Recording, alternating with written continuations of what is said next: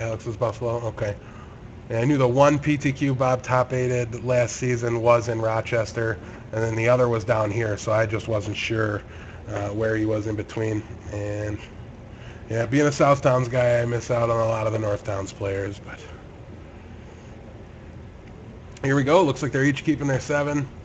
Bob Martin hopefully has land number 2 waiting in the wings, because the Pillar of Flame is going to take down his first threat. But Alex has to pay 2 life to do that.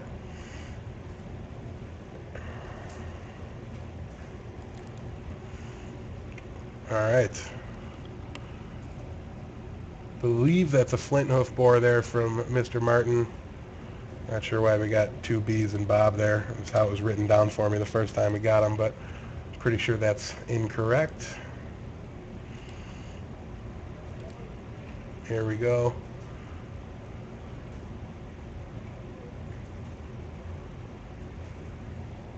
And 20 to 15 as Bob is off to a quick start here. Exactly how he wants to see his deck operating. Stuck on 2 instead of stuck on 1.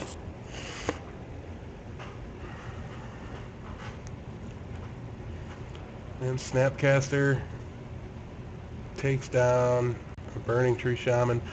I wonder if that should have taken down the Flint Hoof Boar while he had the opportunity, since that has the potential to grow.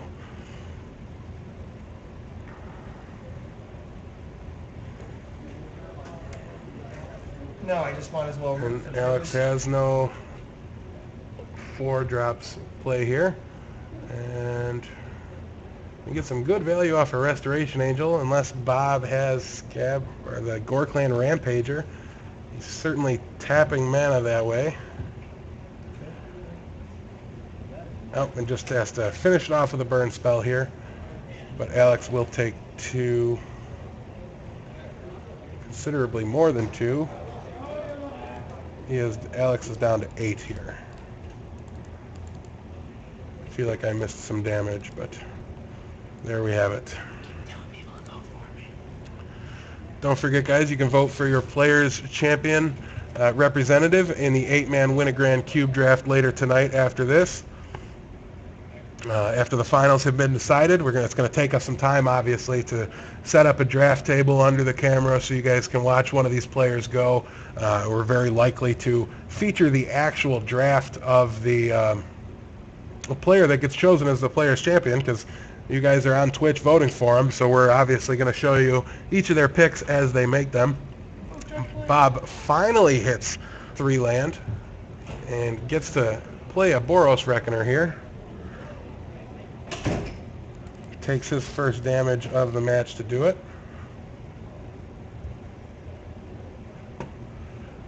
Oh man.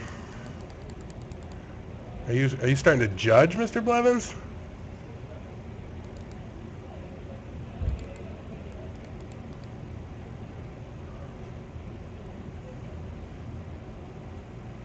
All right. Oh, I think you're talking about that girl from your podcast this week. That's what I think. Glad to hear you're not judging, though, because all judges are just so bad at Magic. I'm sorry to any judges who might be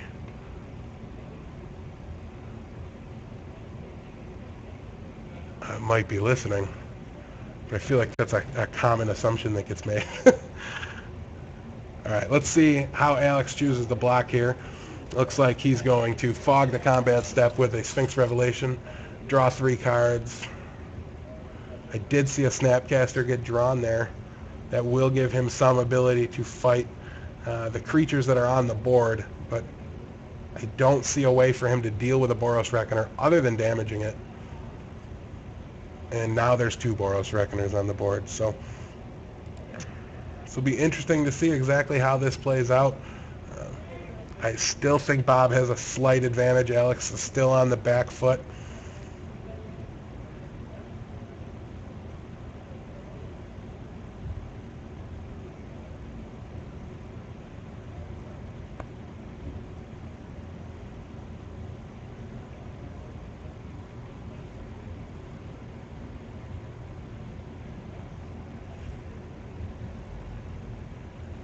See, Alex is deep in the tank here.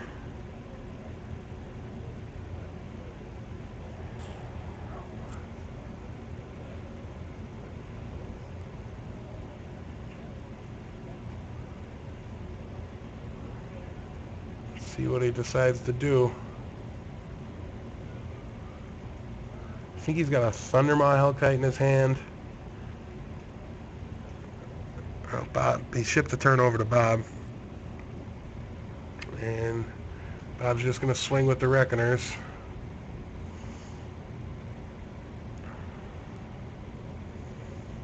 You do get a Snapcaster Mage.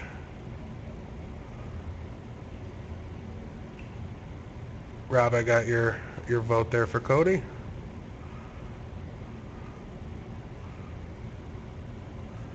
Fortunately, that makes one vote for Cody, so I don't think he's gonna have enough time to make a late run here. Alex might be thinking about attacking with an Augur of Bolus. I mean, I think you probably just don't, right? Or is he? Oh, he's thinking of blocking here. I'm sorry. Makes a whole lot more sense.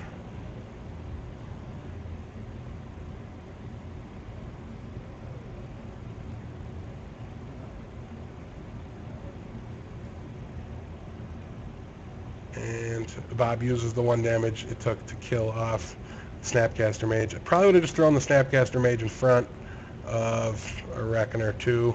I don't know.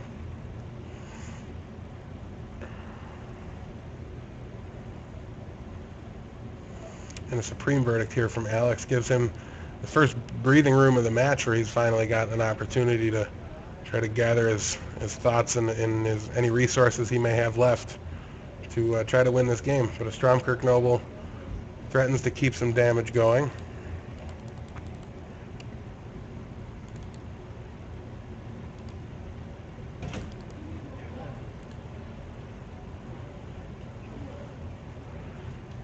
Having a hard time making out what's in Alex's hand here.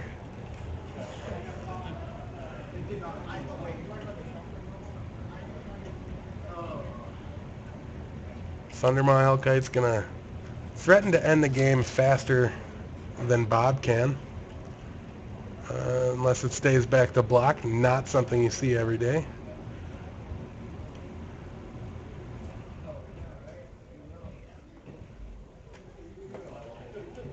And I do see Renounce the Guilds in Alex's hand.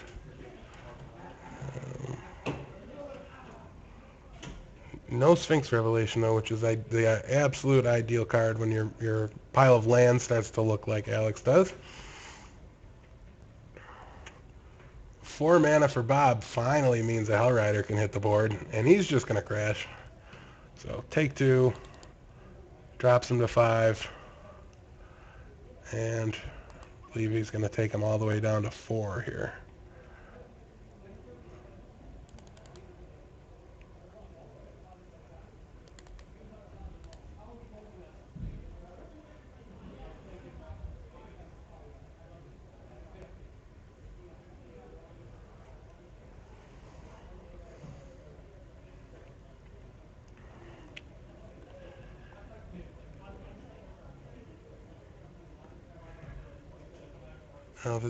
Now that there's a 2/2 on the board,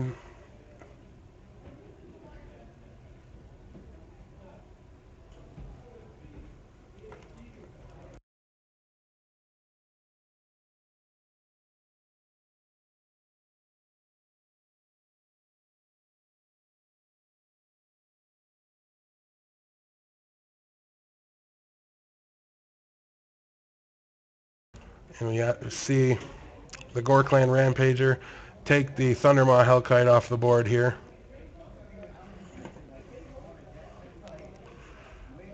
Drops Alex down to 3.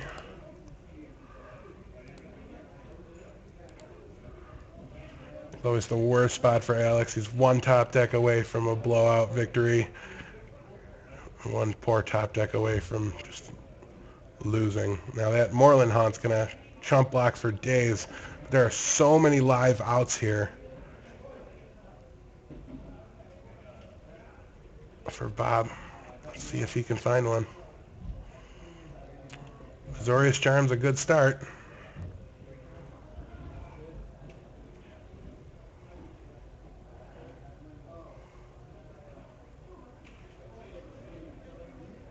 And Bob double burn spells Alex to take game one. So a very grindy game there by Bob. Exactly what you hope for. You know, this is what the aggro decks. I'm sorry, what the good aggro players do to set themselves apart from the rest of the aggro decks in the field. It's just save burn for as long as possible. Exhaust all other resources before you use it to try to win the game. So he made Alex use the Azorius Charm, takes another card out of his hand, a cycle out of his hand, so he can't dig deeper. And I mean, you never know if the top card of his library was a Sphinx Revelation, Alex may have been in this game if Bob doesn't attack first. So a very strong play there by Bob as we watch these players head into their sideboards. Let me see if I can get their decks here in front of me.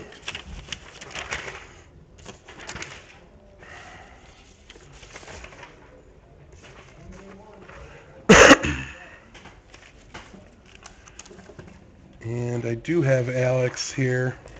We have 1 Aetherling, 2 Clone, 2 Dispel, 2 Izzet Staticaster, a Jace Memory Adept, a Negate, an Oblivion Ring, a Pillar of Flame, 2 Purify the Grave, 1 Renounce the Guilds, and 1 Supreme Verdict in his board. Blaine's cheating. We got to get that out of there quickly. Thank you, whoever pulled that off for me.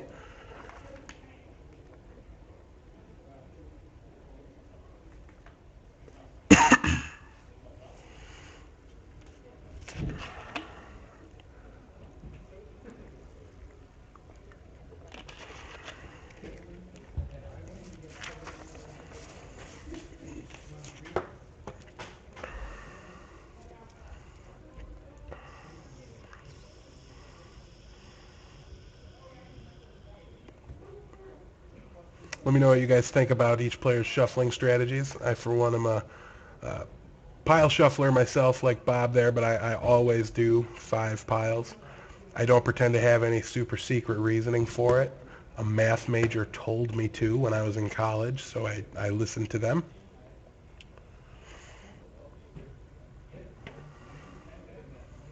Always interests me to see how everybody goes about it. Don't worry, he also told me as long as you're pile shuffling in a prime number of piles, then you should be okay.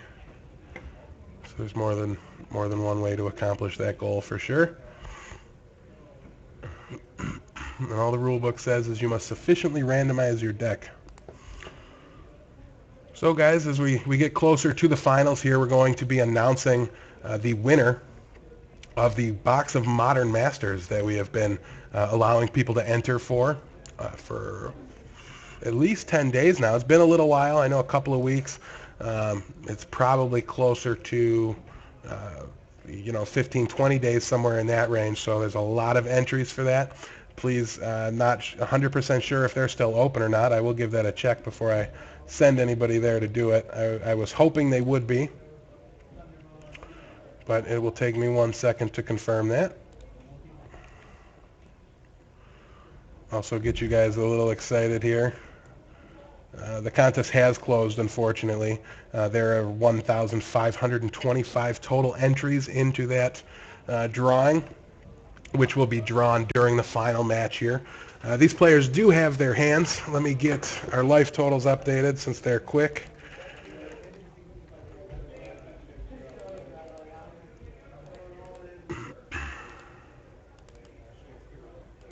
All right. Just in time for Bob to start the beats with a turn 1 Rakdos Cackler. Was able to pull off his win last game without a 1-drop and without a Burning Tree Emissary. And that's why I play control decks, because I feel like I would mulligan a no 1-drop, no Burning Tree Emissary hand with this deck Bob's playing. Oh, he did have a Stromkirk Noble. Oh, it was Joe. I'm sorry. I'm confusing him with Joe Warren's match. Thanks for being on top of things.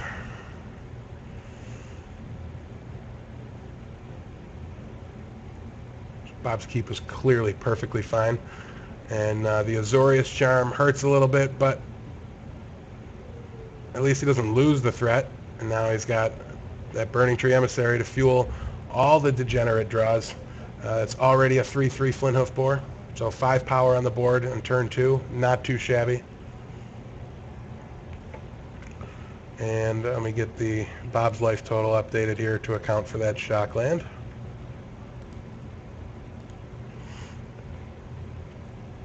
And looks like Alex is just going to take 5.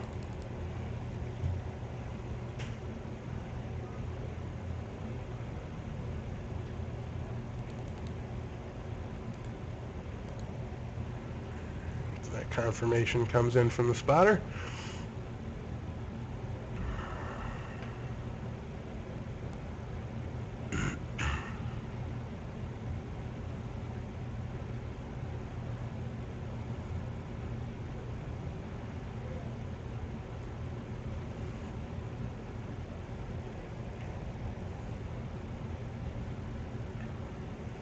And 3 damage goes to Alex's face, drops him to 12. It's got to be a cause for concern for Alex. He really must be a little worried about that. I mean, usually these decks want to try to save their burn to clear the board, let their creatures do most of the work. Alex does have a Searing Spear to lighten the damage intake for a turn. He'll drop only to 10. He won't drop at all because he has that Renounce the Guilds.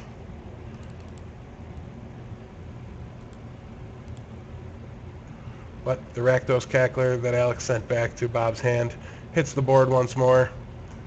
And Bob's continuing the aggressive burn strategy and throwing a Pillar of the Flame directly at Alex to take him to 10. To me, is a sign from Bob that he's just holding plenty of burn. I do think I see at least one more Searing Spear there.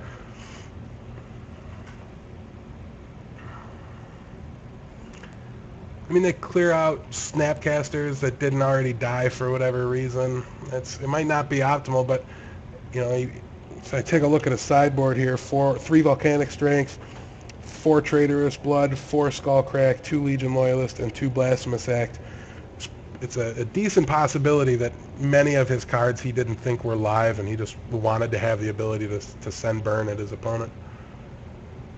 And it seems to definitely be a strategy. There's 2 Searing Spears in Bob's hand, as he adds a Fire Fist Striker to the board.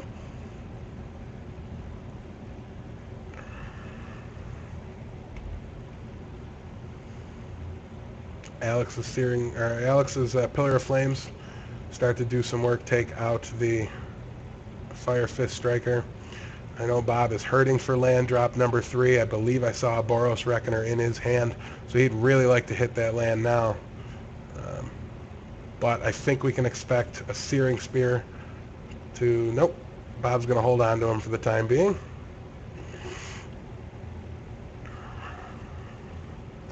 And I'm sure Bob also feels this game slipping away from him slowly but surely. Here's a Restoration Angel to muck up combat.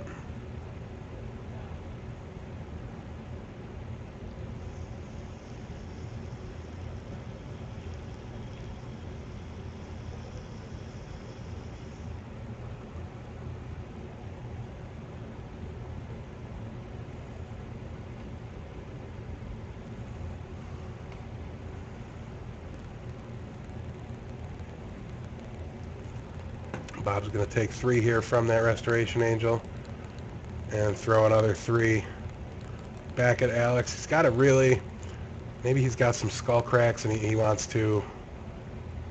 Well, 2 1-drops here for Bob, so that's a very strong turn for him. Just 2 bodies. Alex can't block forever. And really, Bob is a skull crack away from stealing this game.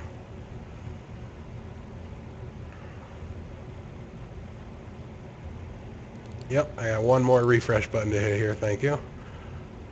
Sometimes I only stop halfway.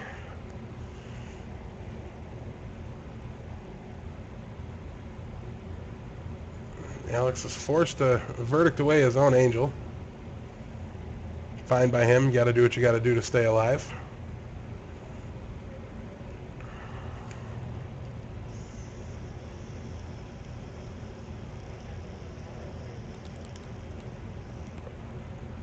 But he does get 3 more damage to his opponent before that happens, knocking Bob down to 12.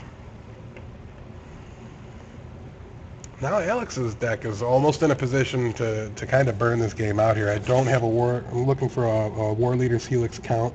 There's 2 in Alex's deck. It's got to be just about the very best draw you could hope for. Stromkirk Noble for Bob. Gonna poke Alex down to 6 here.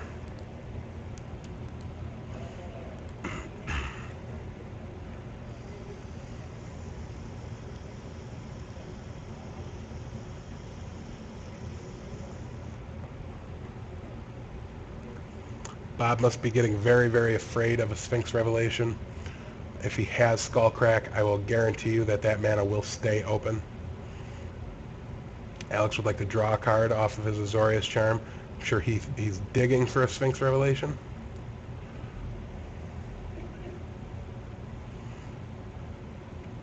Alex just sends the turn back. He's got his hand separated into 2 piles, almost like he has a plan. That right pile is, I think, something he knows he's going to be casting. Might be worth trying to hold that information back a little bit, but Bob just hit Hellrider mana. He's not going to be casting it this turn, however. Bob gets in for an extra 2 damage here off the Stromkirk Noble. And on Alex's turn, he's got an Aggro Bolus. 1 turn too late to live through combat, but grabbing a War Leader's Helix, it's about time to find out whether or not Bob has a Skullcrack.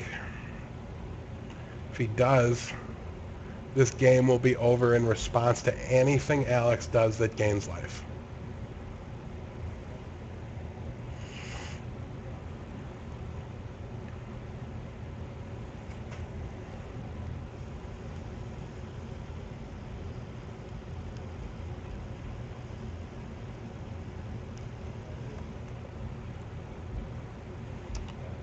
Maybe Alex only had 2 cards in his hand before, because he seems to have a habit of laying them out for us so that both us and his opponent can see it.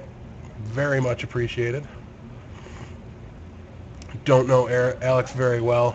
The little bit I've interacted with him today, seems like just a great guy. From what I've seen him play on camera, he seems like a very solid player.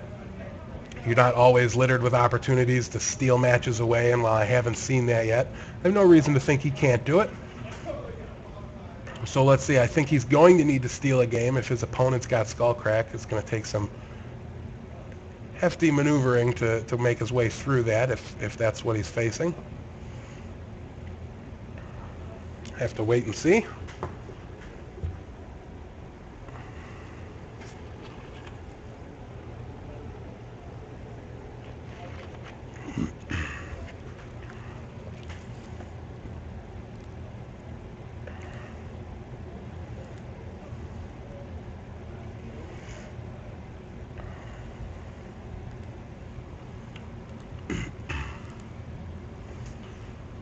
And as always, we like to peak the numbers in our stream right at the time of the top 8 here, and as we head through these semifinals into the finals. So thank you all very much for joining us. Please, if you like what you're seeing, if you think this is good and entertaining Magic, please share it with your friends. We always really like to be able to spread the word of what we've got going on here as far as we can. And here's the trigger being pulled on that life gain. So let's see if Skullcrack is in Bob's deck. If not, we can count on him. Okay, here's the Skullcrack. And Alex says, good game. So a tough break here for Alex. He's not going to earn himself into that Wintergrand, but he is going to leave a smile on his face because we have a nice near mint piece of Power 9 for him. So he's going to get his choice of whichever of the unlimited moxes he would like. And